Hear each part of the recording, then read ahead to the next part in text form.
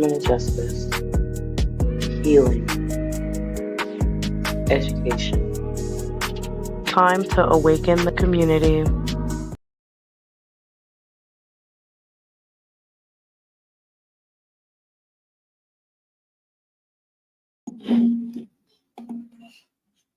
Good morning, afternoon, evening, wherever you are currently watching. You guys should know my name by now, but if you don't know, my name is Holly, and I'm the lovely host of this lovely program we like to call Morning Mimosas.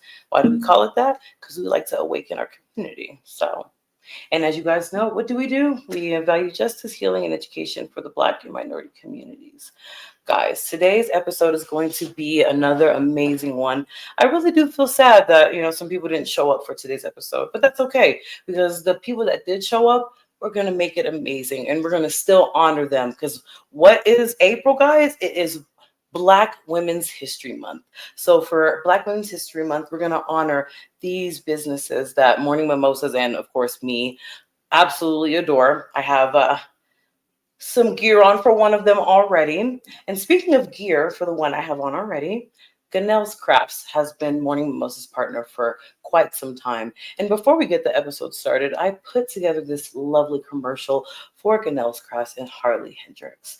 Guys, let's take a look at what Ganell's Crafts has going on lately. All right. Hey, it's Harley Hendricks. I am the owner of Ganell's Crafts, where we make things handmade from our family to yours. And speaking of family, I want to thank Holly and Morning Mimosas for being an ongoing partnership here with us. So let's get it started. First of all, in 2025, we are doing wearables, which means that you could get some nice little clothing. I've made a couple of tops to start to market the fact that we are doing clothes this year. So yay. Please make sure that if you do order a custom wearable that you are prepared to get your measurements, as I cannot get your measurements, especially if you are far away. We are taking orders into June 13th, and if you mention Morning Mimosas at the end of your order, you get $10 off of the whole order. I definitely appreciate Holly for this ongoing partnership. Please make sure that you get your orders in. After I'm done running my mouth, I will have the instructions in writing, just in case me talking makes you forget what you're supposed to be doing. It's really easy to order. Hit us up, let us know what you want, and we let you know if we can do it. If we cannot do it, we will do our best to find a creator who can, because right now the girls are crocheting, and we are really, really grateful to be one of the girls who are crocheting. Period. I thank you again, Holly. I can't thank you enough for your partnership and your continued support. And I thank you, Morning Mimosa supporters, for hanging out and supporting my business. Even if all you do is share this commercial, I thank you. I hope you have a great day or night, depending on when you're watching this.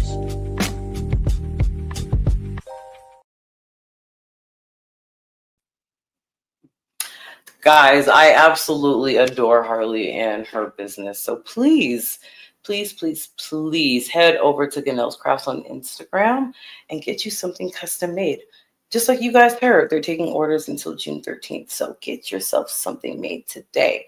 Speaking of which, let's bring on our lovely guests for today. But let's give them a proper Morning Mimosas welcome with this.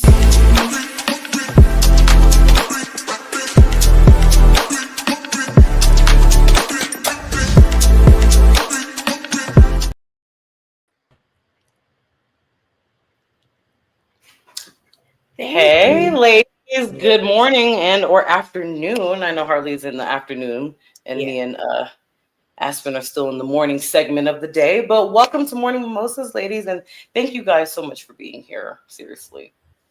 Of course. Thank you for having us. I was like, okay, come on, for you to put me over the smooth jazz, got me sounded poetic. I was like, oh my God, I look good. Thank you, darling. Well, I appreciate that.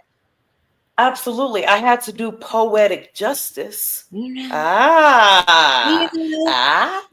It was good. Look at me. I look good. All right. I look blessed. Thank you, my love. I absolutely appreciate you. I can't appreciate you enough. Thank you. Absolutely. So Morning Mimosa viewers, guys, these two businesses, there were supposed to be more. And like I said, I feel really bad that they couldn't be here today. But let's get into it with the two queens that we do have on here today. Once again, We have Harley, who is the founder, CEO, the boss lady of Ganelle's Crafts, and I'll have her tell her story about that. Guys, once again, you guys already know this is one of hers. Well, it's mine now, but she made it for me. And then we have Miss Aspen, who is the founder and CEO of The Lounge, and that is located here in Colorado, and Miss Harley is located in Illinois. So, guys, who wants to start with discussing their business? It could be anybody. Let's not trample over each other, though. Harley. Okay. Oh my gosh. Okay. So hello everyone. My name is Aspen Chin. I am the founder and CEO of Lounge. We started in 2019. This passion drifted, or I would say actually got lit on fire. Yes, by just the enragement I felt being a person. I went to Cherry Creek School District. It was a great school district, but marginalized communities still face a lot of adversity.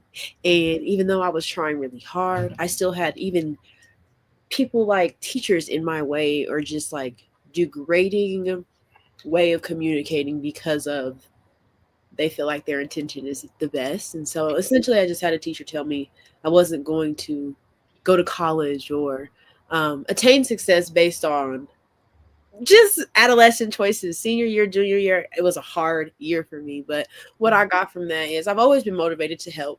And I realized the power of peers, relationships, and how influential I was to my peers. And just, I was always that person. Like, we listen and we don't judge. I was always that person.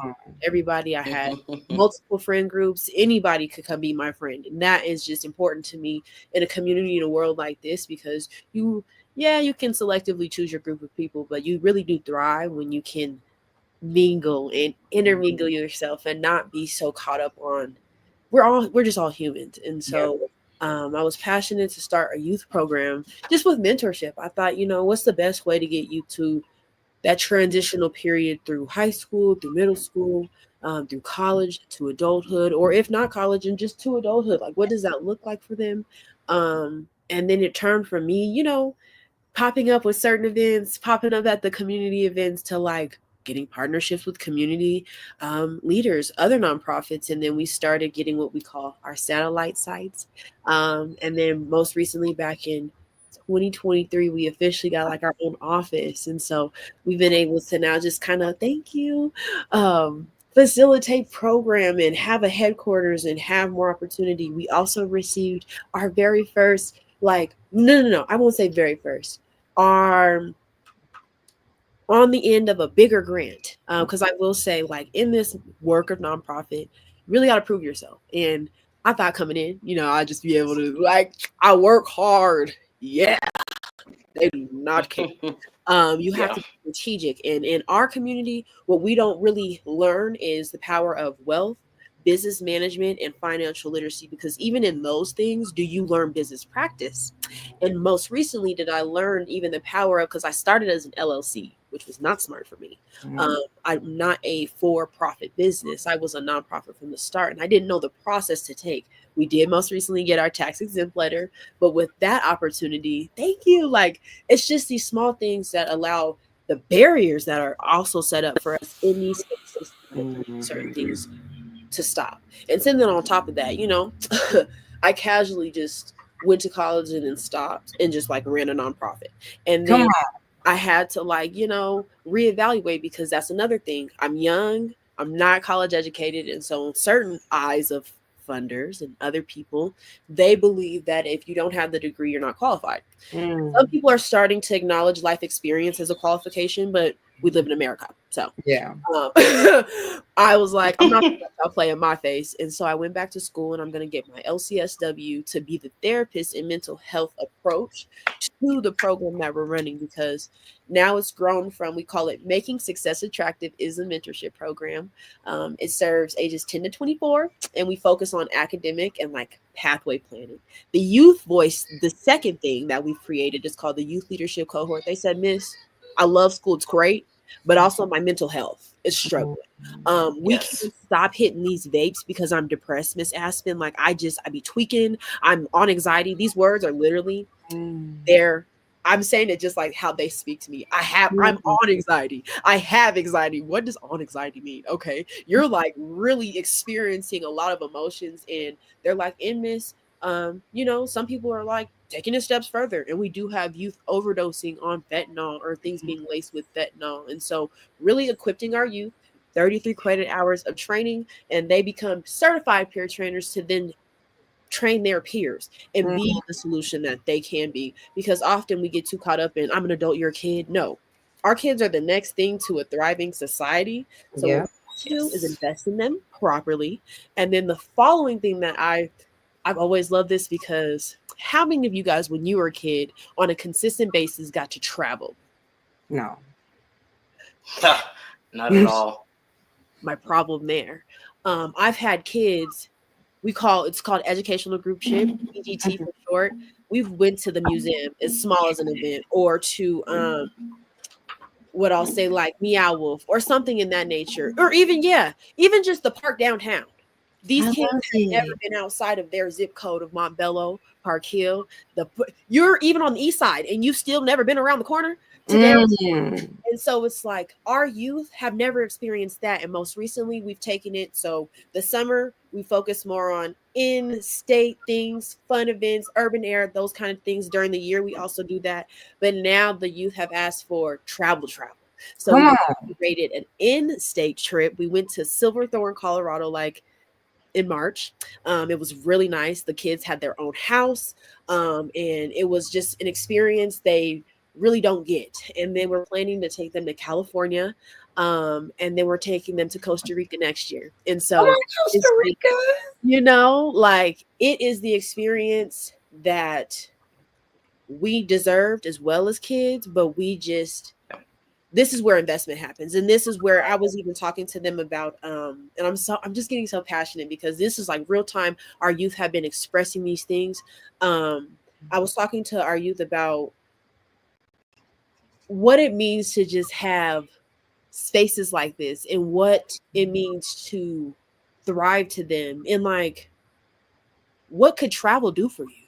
And they were just like, Miss Aspen, I could finally see, maybe I can see people enjoying themselves, enjoying life. Maybe I can see a different way of life. Like they've never been to the island people, they don't live like us. And if kids can see just even different ways of accepting people, loving on people, they have acknowledged like we already don't want to go out in this world. Clearly y'all hate each other, so we don't want to do that, Miss Aspen. But we want to be better. We want to figure something out, but we want to heal in the process. And they just imagine this. They just incorporated traveling with mental health. So us as adults, hello. Oh, wow. Okay. Uh-oh. Can y'all see me? Keep talking. Okay. Y'all had disappeared from my screen. But no, I think that's what I do. That's what I do well.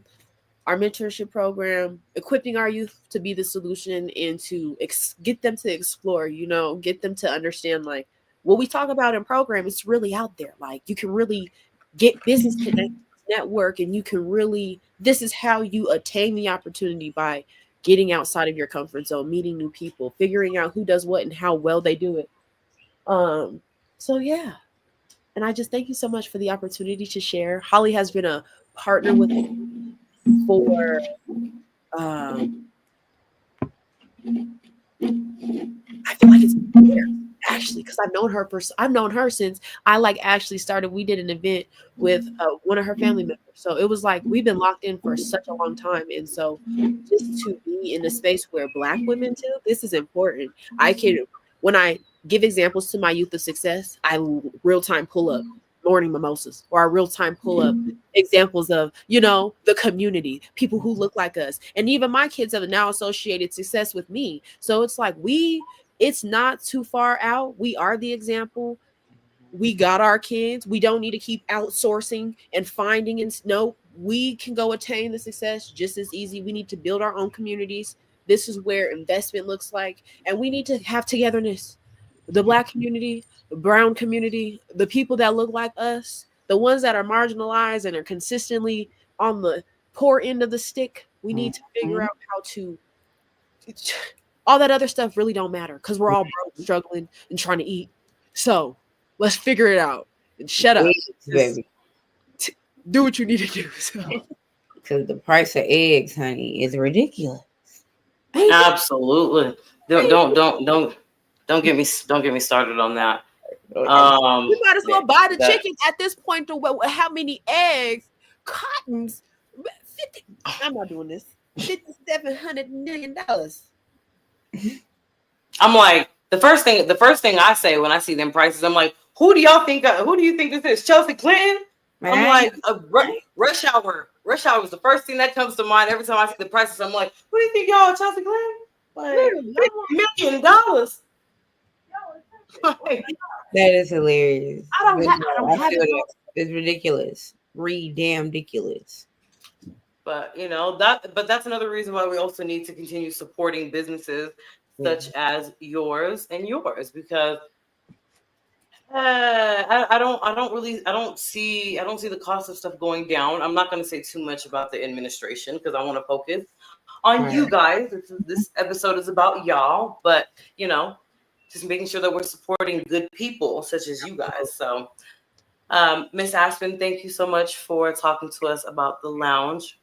Everything that you're doing is so appreciated, and I do appreciate the partnership that you have with my podcast. And I can't wait to talk to the youth about so many different things, because there's so many things that they need to know. Jesus, can't wait. Now we're gonna go over to Gunnell's Crafts. And its beautiful queen and owner, founder, everything, Harley. Let's talk about Gunnell's Crafts and the story behind it. I know the story behind it, but some of the viewers may know because you've talked about it before. But absolutely, let's talk about the beautiful story behind Gunnell's Crafts. Sure. So my company was actually built more out of grief and curiosity than anything else. So my sister passed away, unfortunately, at the end of 2021. The worst moment in my life thus far. I'll be honest. I've never in my life experienced pain that I could feel physically. Emotional pain that I felt physically. My body hurt losing my sister. And if I felt that way and she was just my sister, I had no idea what my mother was feeling. And I couldn't. I'm my mom's joke kid, right? So it doesn't matter how hard it is in the house. Her laugh and smile. Like it could be going down and I could make her laugh and smile, and I couldn't. And so I was like, what could I do to get my mom to just smile? And I am a sociologist, and so I know a little thing or two about people. And I know that people like to tell you about the things that they love. So I say, you know what? My mom has been a crafter my whole life. Mom, show me how to crochet. I asked her to show me how to crochet. And her face lit up to show me something that she loved so much. But I had no idea that I was going to fall in love with it too. Crocheting has brought my anxiety down. It has helped my ADHD in a crazy way. It gives me something to do with my mind and my hands when I'm ready to just go crazy, when I'm overstimulated. Whenever I just need my time, I do it crocheting. So at first it was just going to be a cool hobby. And I'm like, absolutely. Because my mom was just really making blankets. And like my mom, she makes plushies and pillows. But I was like, no, Miss Girl, if I'm finna do this, I'm making my clothes. Like I'm about to start. I've never wanted to get clothes from the stores because I'm always trying to cut up their stuff anyways. I've been a designer at heart, but I've never been ballsy enough to call myself that. But like when you're the youngest of 6 kids and all the clothes that you get are probably somebody else's clothes, you find yourself cutting on stuff and feeling more expressive. And I've always been, as my mother says, I've always been a strange child. So I got to let my strangeness show through being able to like kind of manipulate the clothes that I got because they were mostly secondhand. And so once I started crocheting, I was like, oh yeah, this is great. I'm going to start designing my own clothes. But then as I started to make stuff for myself, people were like, you're gonna need to sell this. Like, people gonna want this as well. So I asked my mom, I was like, well, do you want to go in business with me? I'm like, you should have been selling this all this years, but all my mom does is like give it away. She's the sweetest person in the world. Like, my mother is the most pure soul I have ever experienced in my life. And I guess I can be biased because she's my mom, but she's just amazing. I don't know a person who knows my mother that doesn't love her. But because of that, she gives away everything. She never really has a price set for it. So I was like, look, if we're gonna do this and I'm gonna be doing it, I'm not giving away nothing. I don't got the heart and the soul that you got, mama. God ain't worked on me like that. God ain't do that for me. Okay. So we gonna have to figure out a pricing. And we literally have just been building the business as we go. The great thing is crochet is kind of all the craze now, like I said in my commercial. So there's a lot of resources out on the internet that allows us to kind of start to get our pricing. And that's what we've been doing. One every year I put out something else, I test it on myself, figure it out, get all the kinks out of it, and then put it on y'all.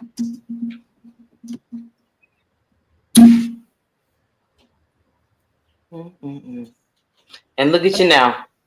I know, right? I remember when I first started, my very first chain literally sits here at my desk. This was the very first chain I ever did. It's so loose and inconsistent. And now I'm wearing my art sitting right here before you. That's so beautiful. And it's banging. Like, I was literally like, who did that? Because thank you. Girl, of course. That is a talent in an art. That's what I meant. A tart. Yeah. All that together, yes. I love it. That's how I talk. Like, I want to say like hi and like how you doing. I might say like human. But I understood it. Thank you. I need somebody who, because people be like, what? Huh? No, I got you, boo. I got you. I already told you. You gonna have a shirt. The next time we all see each other, you gonna have a shirt on and you gonna be made it because I'm gonna help you. I'm so excited. Thank you for that. I just can't wait. Yes. Because that's what's guys. And so my next thing for my business is to make tutorials for lefties because I'm a left-handed. Really? Me too. Oh my god! That's so crazy. That's so cute. And so the struggles I have. But do you hold the crochet stick in your right hand? No, I hold it in my left. That's crazy. I hold it in my right. It's ironic. Yeah, you sure do. You guys see how this episode turned into us honoring their business, and now they're having their conversations about crocheting. I absolutely love that. I love it. So you're welcome. So I am gonna continue if you guys don't mind me doing so. So obviously I know what makes you guys passionate about why you guys do what you do, but what advice do you guys have to other, and this is specifically for Black women. I'm sorry, I'm not being biased against like Latinas and anybody else, but it's Black Women History Month. So, so what advice do you guys have for Black women who are seeking to do the exact businesses that you guys are doing, but they don't want to do it because you guys already know where I'm going with this. Oh, somebody else is doing it. I'm not gonna be good at it. I'm gonna fail at it. What encouragement would you guys have for somebody else doing what you guys are doing so they can do it? Like Nike. Like do it. Honestly, if you love what you do, ain't nobody doing it like you doing it. Because you seeing things in your head that like nobody is, especially when it comes to crocheting. Like, I grabbed someone else's video off the internet, and before I know it, I've created my own garment because I see it in my head. So if you're doing something, make sure you love it. Like, don't do nothing because you think that you're gonna get money from it, or don't do nothing just because you think that everybody else is doing well in it, so you should be able to do well in it. First of all, don't undercut no other woman. You don't know how much work it takes to do something. Don't ever look at nobody's craft and say, I can do that. Okay, maybe you can't because this girl see this in her head and her dreams. Don't do that. That's her craft. And once you figure out what your craft is, all you have to do is go chase what you see in your head. Ain't nobody else fucking with that. Yeah. Absolutely. I really love that. Like, First of all, hold on. Whoa. Because I was literally gonna say that and piggyback off of it. Um, find your strength. I have learned in this space of nonprofit, there are so many people doing the same thing, but yet nobody wants to work together because the name situation is so big. And what you guys don't realize is there's a way to preference multiple names in the space of success. But because you just want to be the biggest name, you want to be the, yeah, HVIC or HNIC. Mhm.